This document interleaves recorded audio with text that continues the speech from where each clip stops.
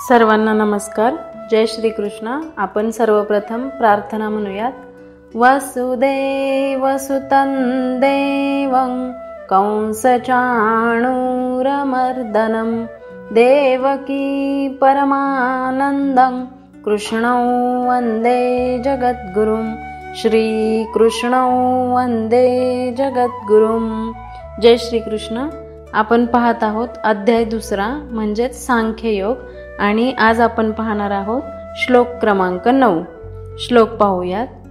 संजय उवाच एवमुक्त्वा ऋषिकेशं गुडाकेशः परन्तप न योत्स्य इति गोविन्द मुक्त्वा तूष्णीं बभूवः. मुक्त्वा तूष्णीं बभूवः. श्लोकाचा अर्थ पाहूयात. संजय उवाच म्हणजे संजय म्हणाला. एवं म्हणजे याप्रमाणे. उक्त्वा म्हणजे बोलून. ऋषिकेशम म्हणजे इंद्रियांचे स्वामी श्रीकृष्ण यांना उद्देशून. गुडाकेशः म्हणजे अज्ञानाचे नियंत्रण करण्यात प्रवीण असलेला अर्जुन. परंतप म्हणजे हे परंतप किंवा शत्रूला त्रस्त करणारा. न योत्स्ये म्हणजे मी युद्ध करणार नाही. इति म्हणजे याप्रमाणे.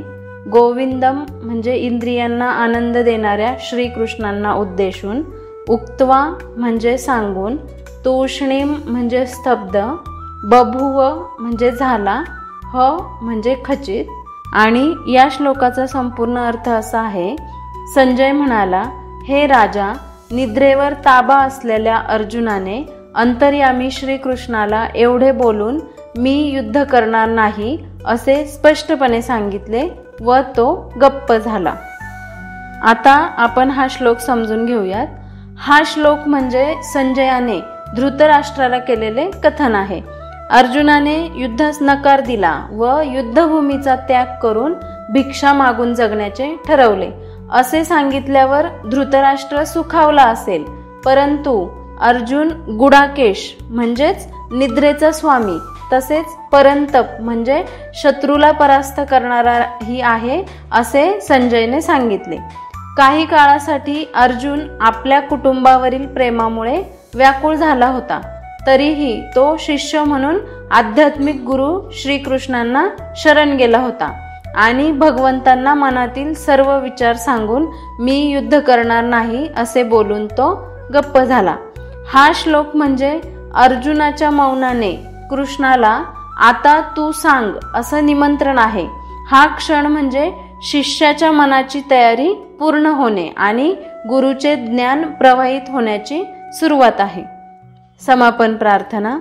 योगेशं सच्चिदानन्दौ वासुदेवौ रजप्रियं धर्मसंस्थापकं वीरं कृष्णौ वन्दे जगद्गुरुं. श्रीकृष्णौ वन्दे जगद्गुरुं. श्रीकृष्णार्पणमस्तु. जय श्रीकृष्ण. धन्यवाद.